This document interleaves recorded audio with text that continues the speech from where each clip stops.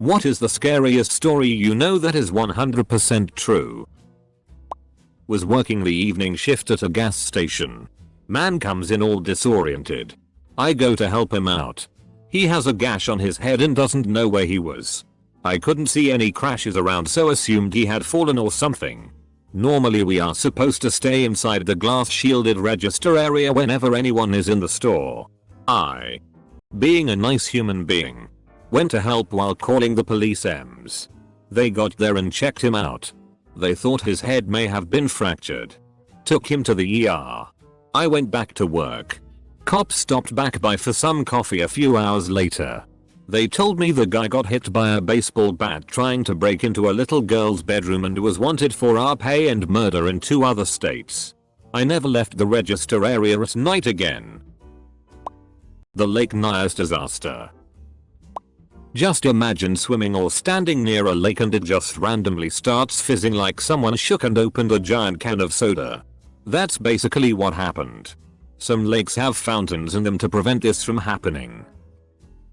The story of Mary Vincent always stands out to me. In 1978, 15-year-old Mary was hitchhiking. A man named Lawrence Singleton picked her up. He brutally raped her and eventually made her get out of the car. She planned to run, but he noticed and cut both her arms off. He threw her into a ditch ravine and left her to die. She packed her stumps with mud to stop the bleeding and spent all night crawling out. She eventually makes it to the highway and starts walking, naked and covered in blood. The first car that saw her sped away in fear. The second car was a couple on their honeymoon. They picked her up and she survived. Edited to add, I was in a rush when I wrote this, so you should definitely read more into the story. It's crazy. From the horrific act itself, to the court proceedings, to the fact that he hardly served any time. One of my friends had someone following her home, hiding in the bushes so they couldn't be seen. She booked it to her house, got inside, and he was watching the house from the outside. She called the cops. They come along quietly and got the jump on him. He had condoms, handcuffs, and a knife. When they got his DNA, it turned out that he was linked to a half-dozen rapes in the area. She credits her regimen of running sprints to outrunning him that night and firmly believes she would have been raped if she couldn't outrun him then. In my town in the early 90s there was a notorious killer that had all of BC, Canada on watch. My wife's mother, years and years before I knew them, had been home alone while her husband was in England doing tree surgeon work, arborist. She was in her laundry room when a man walked up from her basement, completely scaring her. She freaked out and said, "What the hell are you doing here?" He said he was friends with her husband and was just coming to see if he was here. Apparently he told him he could just walk in, which she knew was bullshit. She was smart enough to tell him that he was just at the store and would be back any minute. He said he would wait outside for him. As soon as he left she called the police, but he was long gone by the time they got here. 2 weeks later, the killer was caught. His mugshot put on TV and it was the guy in her house. And X200B. Edit. The guy's name was Terry Driver. Here's a link to his wiki. An acquaintance of mine sent his son to triathlon camp in Texas. A week later, his son came back from camp. The next day, the son was complaining of a headache. 4 days later, he was dead. Healthy, happy, fit 12-year-old 1 week. Dead the next. Turns out the lake had Naegleria fowleri. 3 sailors survived the sinking of the USS West Virginia at Pearl Harbor, only to die 16 days later, due to the lack of air. The Navy knew they were there, but couldn't get to them. 16 days to die. My dad and some friends got drunk and went for a drive on some back roads and were going as fast as the truck would go as teenagers. My dad was slightly less drunk than the others and eventually demanded they let him get out. They pulled over and he and one other girl got out. He and the girl started walking to town while the other 3 sped off in the opposite direction. Well, less than a mile up the road from where they got out is an extremely sharp turn, which they missed and hit a tree going pretty close to triple digits miles per hour.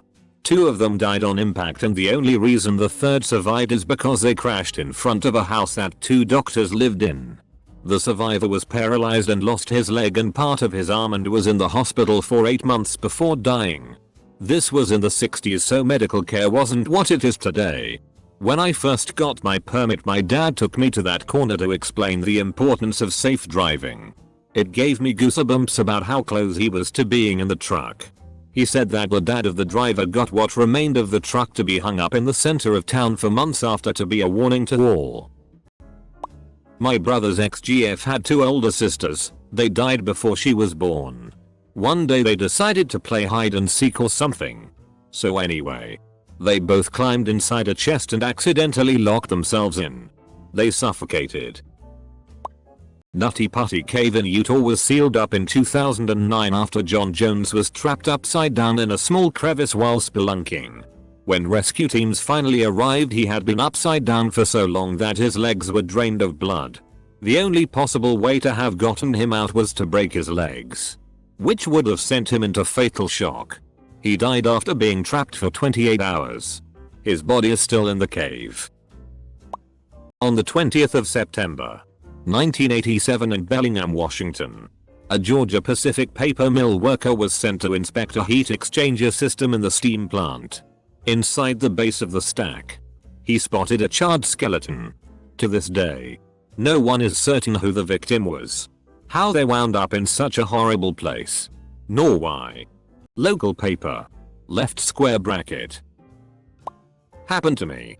Have posted about it before. I was around 11 years old and I woke up in the middle of the night to a man straddled on top of me with his hand over my mouth and nose. He told me to roll over and not scream. I rolled onto the floor and tried to scream bloody murder. I say tried cause when you are truly terrified it can take a second to find your voice. My mom heard me screaming and came in and fought with the guy. He was at least 6 feet, she was 5 feet 3 inches and scared him enough with the fighting and screaming that he took off out the window he had come in through. Never did catch him. A high priority inmate who could implicate dozens of wealthy and powerful people apparently committed suicide while on suicide watch at his prison. And the footage can't be found due to a malfunction of the camera. But the news told me that's how it happened, and the news is never wrong. I worked for U-Haul when I was 18 and it was located in front of a club that was known for being really sketchy. I came in to open one morning and it was common for people to knock on the door hoping to get in early and get their truck. On this day, I hear frantic knocking on the door. I'm there alone still, so it kind of startled me. I look and there's a woman, completely naked, covered in what looks like blood. I called the cops and grabbed one of the moving blankets and went outside to cover her up. She smelled really bad and was a mess. Ended up being blood and her own tea she was covered in. Found out later she was drugged at the club that night early morning. Raped and left blacked out in the alley. It was just a effed up and surreal situation to be involved in. During World War II, an American airplane crashed near the Japanese island of Chichijima. There were 9 servicemen on board. 1 was rescued by an American submarine. The other 8 were taken in by the Japanese. Don't want to go into all the details, but through some time and events, the Japanese ended up eating those servicemen. But that's not the weird part. The one serviceman who was rescued? That was George H. W. Bush. Google Chichijima incident for more details if you'd like. A headless, limbless torso was found in the bushes at the rest stop in the town where I grew up. They never found the rest of her body parts or the murderer. She wasn't even identified until about a decade later. She was a prostitute that had been estranged from her family. My mom's theory is that a truck driver from out of state did it. Dismembered her, dumped her torso at the rest stop, and scattered the rest of her over state lines. Could have been an isolated incident or it could be a serial killer. We might not ever know. Edit.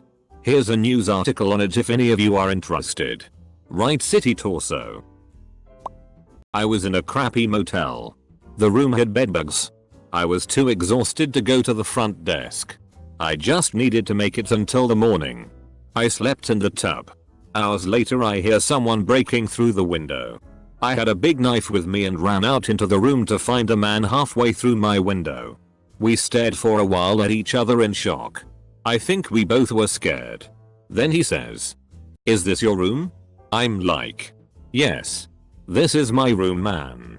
More staring.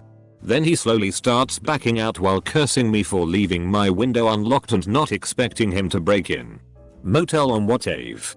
Sacramento. The case of Elizabeth Smart. One night about 2 years ago, I believe it was spring and it was about 9 or 10 at night. A bit of context: my mother is a photographer and she has one of those big expensive cameras. Now I was just sitting in my room playing Xbox with my buddies and I heard the commotion of my family in the doorway to the backyard, a kind of commotion of people gawking, so I went out to see what it was all about. I go to my dad and ask what it is and he says there's something in our backyard and my mom is out there trying to get pictures but her flash isn't working. And she's right at the fence trying to get pictures and all of a sudden the flash goes off and lights up the pitch black yard and right in front of my mom is a bear stood up on its back legs just standing there. By the time the flash was done my mom was nearly in the house. H. Holmes and the hotel he built specifically to murder people. Like something from a horror movie, but completely true. Every year thousands of children go missing all over the world and at most you hear about a few per year in your area. No one seems to care. It is literally a nuisance to many to have a "have you seen my child" ad pop up on their social media. I work at a max security prison and we have several inmates who are severely mentally ill. The ones that self-harm wear a Fitbit kind of thing to monitor heart rate. If there is a change we rush their room to stop whatever is happening. On top of this we also do visual inspections. On one round a co-worker was doing cell checks and noticed this particular inmate had blood on their face but nothing came up on the monitors or anything.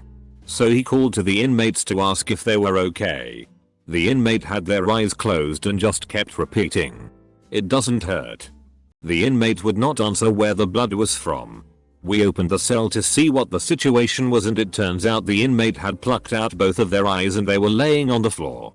The inmate's HR monitor never alerted and the inmate never screamed. Paramedics said the inmate's vitals were normal and the inmate was fully responsive. The Battle of Osawik Fortress 1915. German troops attempted to gas the Russian defenders out as the fort had been a thorn in the side of the Germans since the outbreak of war. The gas succeeded in killing almost 3 whole companies. The Germans then advanced across the fields, expecting the fortress to be empty and an easy victory. From within the fortress, Russian troops emerged, coughing up blood and lung fragments, covered in bandages made up as improvised gas masks as well as chemical burns. They returned rifle and light artillery fire at the advancing Germans. The German troops didn't bother firing back as they just ran back to their lines. Their commanders claimed they're already dead. Give it 20 minutes and go take the place, to which the soldiers remarked it is not men protecting that place. But the devil Osawik Fortress never fell during the war, as when the German troops went back months after there was already fresh defenders. I know this story is much different to the ones other people have said, but it's the one I could think of as truly terrifying. Well, I'm a bit late, and I'm not sure if anyone posted this already, but the story of Hisashi Aochi. He suffered radiation exposure so thorough his DNA was destroyed and he probably would have died in a matter of days or even hours. But doctors kept him alive for almost 3 months. He was conscious and begging for death as his body literally fell apart. Left square bracket. It happened to my mom's friend a couple of years back. She was driving on the highway in the middle of nowhere, as in far away from any town. Suddenly a car that is passing on her left steers fully to the right in front of her, causing her to brake and steer very rashly. This obviously causes her to lose control and crash against a tree. She passed out and sometime later, she couldn't really tell how much time passed, a group of Brazilians, all of this happened in Portugal, came to her rescue and told her things like, "Don't move. We're calling an ambulance. Just hang on there," etc. She eventually passes out again and about 2 hours later someone else comes and starts helping her again and eventually the ambulance and her husband arrive. She tells them that some other people have been there before, but the guy that found her says no one was there. When they check the trunk, everything had been stolen, including computer, camera, etc. She later said that she remembers thinking the car that made her crash had been following her for a while and driving a little too close. Make of that what you want. Sorry for my English. Last week I would have said the Japanese war crimes or the Appay of Nanking. But frankly, for me it's the fact that absolutely nothing is going to come of the Jeffrey Epstein arrest and connections. That some of the most influential people on earth are totally and visibly able to manipulate the system to cover the fact that they're rapists, pedophiles, and murderers. I would call it creepy more than scary. But my mom's friend had a small house and lived alone. She noticed weird things. A batch of soup depleting faster than usual. Missing eggs. Damp towels in the hamper when she hadn't used any. Extra dishes in the dishwasher. Etc. This went on for months. She thought she was just being forgetful. One day she heard some thumping around in her attic and went to investigate. She found some makeshift living quarters. Small radio. Hot plate. Sleeping bag. Pillow. Food wrappers. Etc. She called the cops, who came to keep an eye on the place. They ended up catching a homeless man climbing a tree, trying to sneak into her attic window. He had been doing this almost daily. He would wait for her to go to work, then go downstairs and help himself to food and amenities. The funny part about this story is they got to know each other throughout the ordeal. And the guy was actually very respectful. Just down on his luck. She didn't press charges. Instead, let him move in. Helped him get a job. And he lived in the attic until he got back on his feet. Creepy shitty with a happy ending. My long-term partner decided to end his life suddenly and unexpectedly a few years ago. He was the happiest person I knew, and even with 20/20 hindsight videos pouring through old messages etc, I wouldn't be able to identify any warning signs. My mom was driving and a guy ran out in the road. So she stopped so she couldn't hit him. It was nighttime, so it was pretty dark out. And 3 other men emerged from the forest around, all trying to use the door handles of her car to get in. She locked them luckily, and gassed it to the nearest town. Remember to always lock your car after you start it, because if it wasn't unlocked, who knows what would have happened to her. That there's a guy casing the bar that I work at literally right now, and I can't do anything to stop him. He's been in asking what time days we're open, and what days we have security. Caught him feeling the corners of our windows and doors too. Unfortunately. Until he breaks in and robs us. The police won't do a thing. Therapist.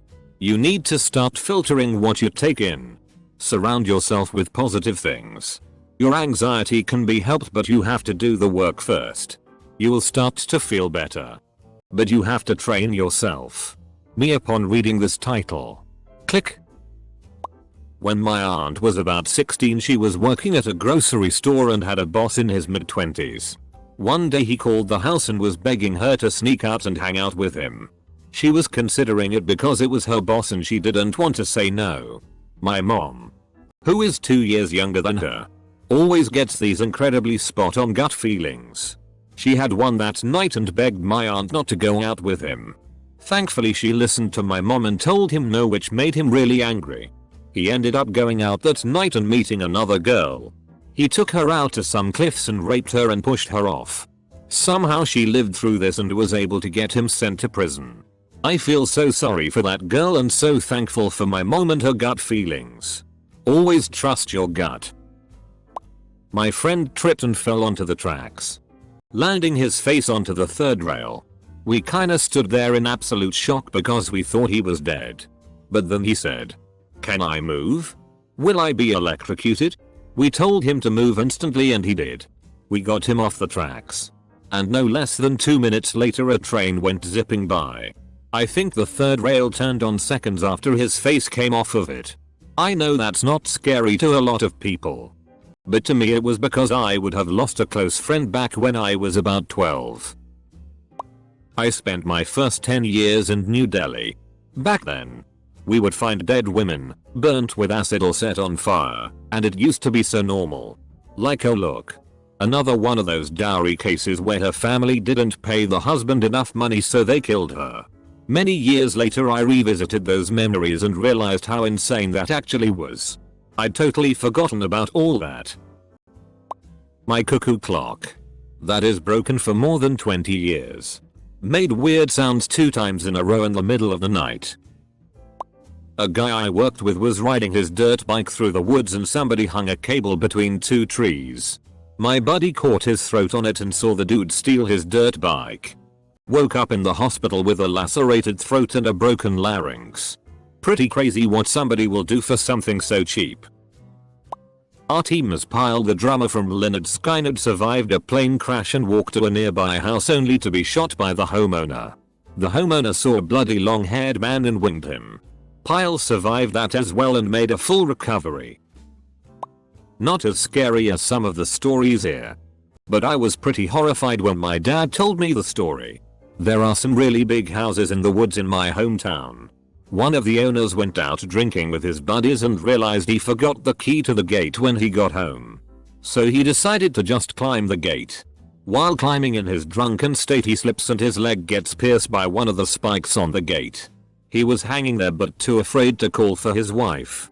Since he was sure she would just open the automatic gate from inside the house, and since it was one of those gates that slides to the side, it would just rip his leg off if she did. He was hanging there the entire night until his wife woke up, saw him and called the fire department. My dad, who is one of the firefighters that showed up, said they had to saw off the spike to get him off. Just imagine hanging from your own gate all night not being able to call for help. The driver one of the semis we took in on trade died in the truck. The sleeping area is a bunk with a mattress that can be flipped up and under it is a seat and a table. So during the day it's a dinner setup. And at night, you pull a lever and pull the bunk down to sleep. Well, something happened and the bunk flipped up while the driver was sleeping and it pinned him against the wall. He couldn't get it to drop back down and suffocated. He was stuck there for somewhere around 12 hours. Someone had noticed that he was parked for an unusually long amount of time for the kind of deliveries he did. The company that built the sleeper did something to the bunk so that couldn't happen again and supposedly recalled all of that sleeper style. Carol Daronch was at a shopping mall in Salt Lake City in 1974 when she was approached by a man claiming to be a police officer. He said that someone had tried to break into her car and asked her to come with him. He then said he would drive her to the police station and she got into his car. However, this guy was not a police officer and he did not drive her to the police station but rather pulled into a parking lot. He then cuffed her, pulled out a gun and threatened to kill her if she resisted. Only, he messed up. He meant to cuff both of her wrists but only managed to cuff one. She escaped and fought him off despite being hit over the head several times. Her kidnapper was Ted Bundy. He killed another woman just 4 hours later. Her escape also helped identify Bundy and she is part of the reason he was eventually arrested. In 3rd grade a guy came to our school and held our class hostage. He had already killed his wife and was there to kill his kid. The administrators convinced him the kid was not there and to take one of their cars and leave. After threatening to kill us multiple times, tying up the gym teacher, and dragging someone's grandma around with a knife at her neck, he finally left about 30 minutes later. The police caught him in Indiana on his way to kill his parents. He was convinced the world was ending and he was killing everyone he loved to spare them. The school did worse than nothing. They lied to parents and no assistance was given to either the kids or teachers involved. The gym teacher never came back and every time she would see one of the kids at the store or whatever she had a breakdown. Several of us have PTSD. Undiagnosed. For decades. We just thought it was normal. In the 70s the Chicago public school system was more concerned about their jobs and lawsuits. So they covered it up. My brother-in-law is a deranged heroin addict, has been for over a decade. In 2016 he murdered my father-in-law. He attacked him from behind and crushed his head back shoulders with a hammer over 50 times. My husband and I were out of town and he used my father-in-law's phone to text us throughout our trip. He lived with my father-in-law's dead decomposing body for over 5 days and proceeded to steal his father's belongings and pawn them. Drain his bank accounts and stole his car.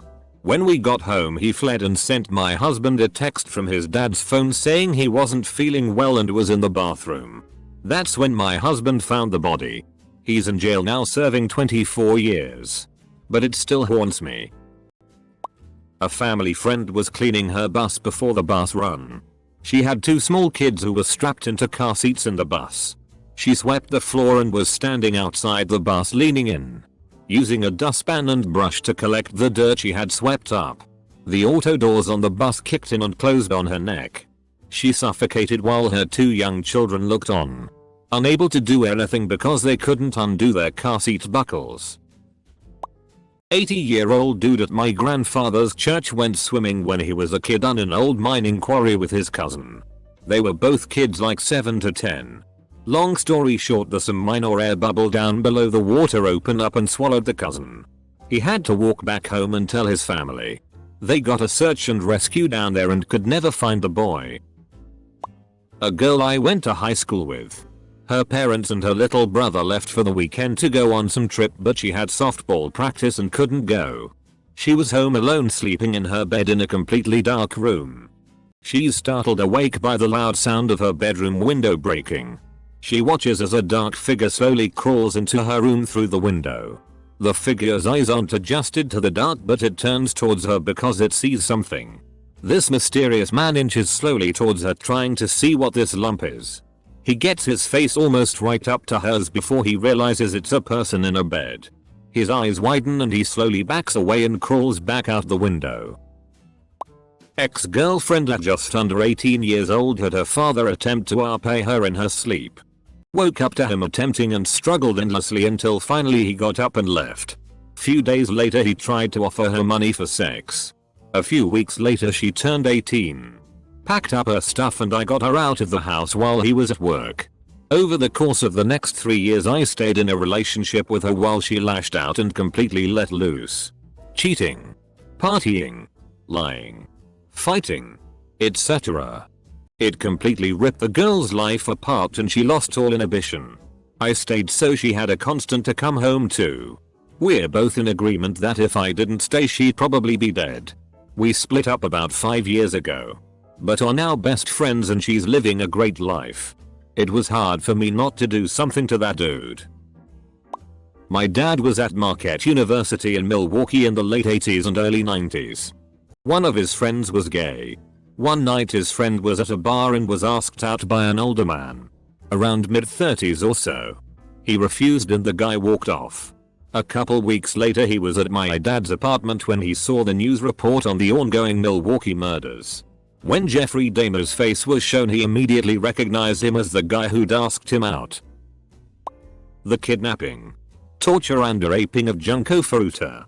I read about this when I was like 11 years old and I haven't forgotten her name since. Her story is filled with really raw details, but the thing that shocked me was the amount of evil there's in this world and it being done without any reason but the pleasure of seeing another person suffer. Because those guys just randomly chose her and decided to do all those horrible things. I'm a woman and obviously it's something that has disturbed me since I read about it, and sometimes while I'm walking on the streets I would just remember her name and get anxious and paranoid. Probably the one about the guy at a local factory who went inside one of the welding machines, I think that's what they are called, to clean or do some kind of maintenance. And somehow despite all the safety protocols another employee kicked it on. Apparently the moment it happened the employee that did it realized his mistake, but there was no way to stop it once it started the firing cycle. Yes. The man inside died pretty quickly. But I cannot imagine being the person who made such a horrible mistake. Before the United States dropped the atomic bomb, its creators believed there was a chance that nuclear fission in the atmosphere might ignite the nitrogen in the atmosphere, causing it to burn off, utterly obliterating Earth and killing every man, woman and child. So that is how you get Trinity. The military, mostly in secret, tested a nuclear bomb before the bombings in Japan to see if the atmosphere would burn off. When people target pregnant women and cut the baby out of their stomach, I'm not sure if it's scarier to survive that or not.